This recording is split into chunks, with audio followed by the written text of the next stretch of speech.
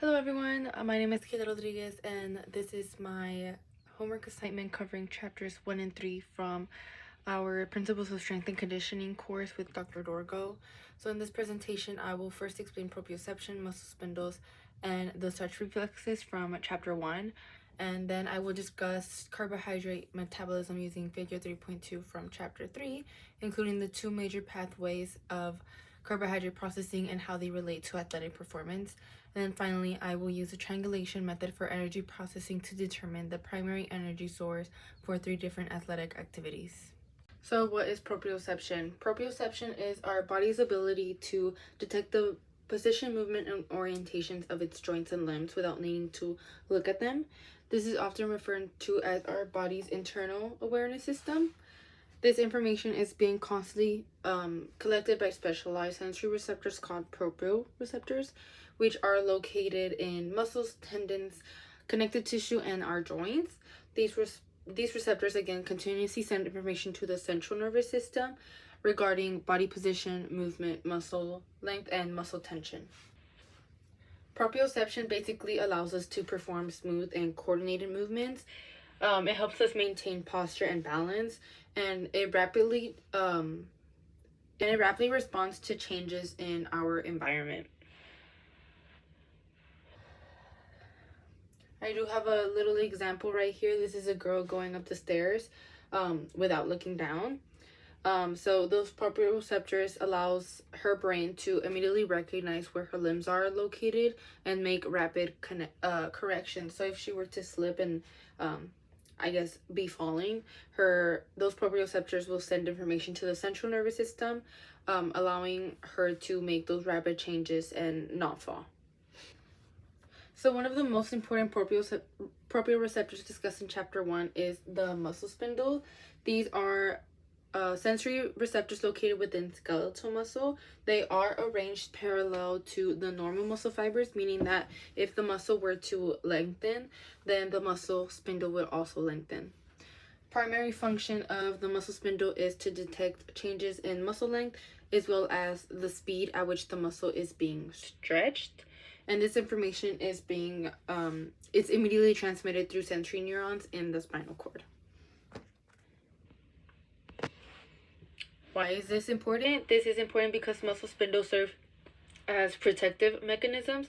So if a muscle stretches way too rapidly or too far, the muscle spindle detects this sudden change and immediately initiates a protective reflex to prevent excessive stretching that could lead to muscle injury.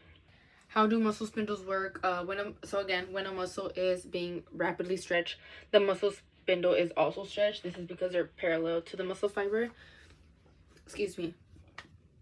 So the stretch activates sensory nerve endings located inside the spindle, and the sensory neuron then carries an electrical signal through the dorsal root of the spinal cord. And then within that spinal cord, the sensory neuron from a direct synapse within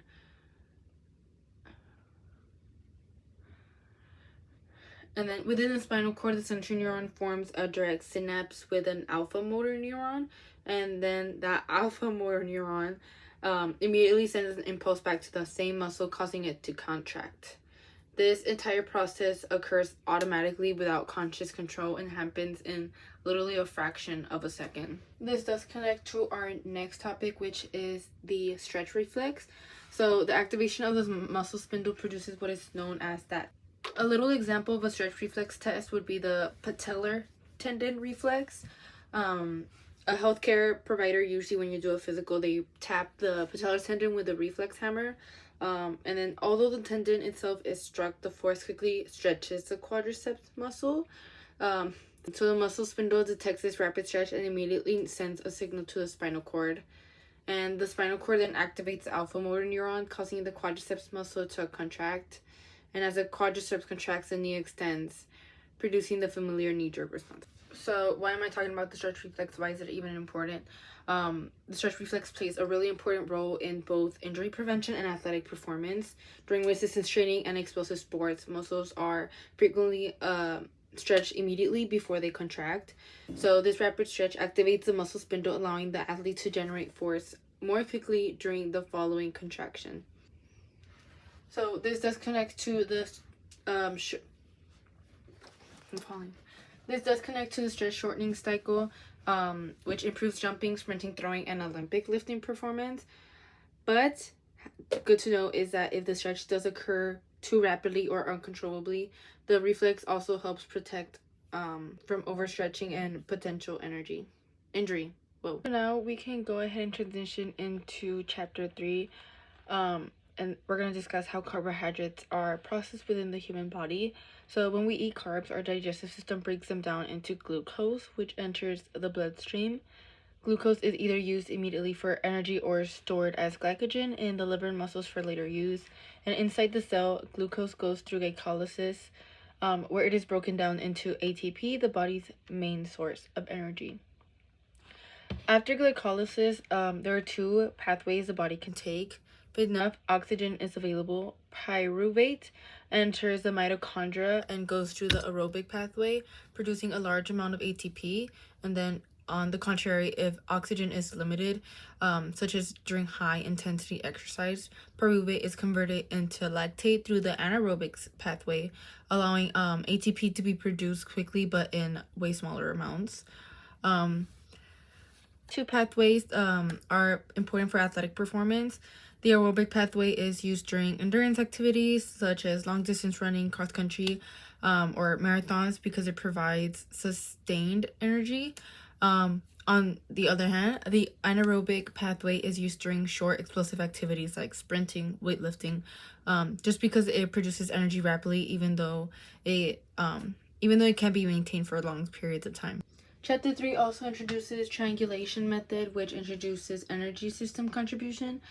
So rather than relying exclusively on one energy system, most sports utilize all three systems simultaneously.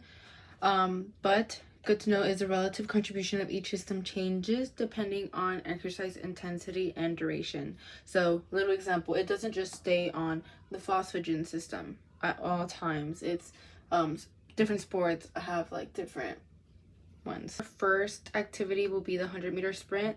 So our marker would definitely be up in the ATP-PC system. This event lasts about 10 to 12 seconds. It's very quick and it requires maximal power output. Most energy comes from the ATP and phosphocreatine because the fuels can provide energy immediately without requiring oxygen. Over here we have our soccer goalkeeper. They basically spend most of the game standing, walking, and really waiting for the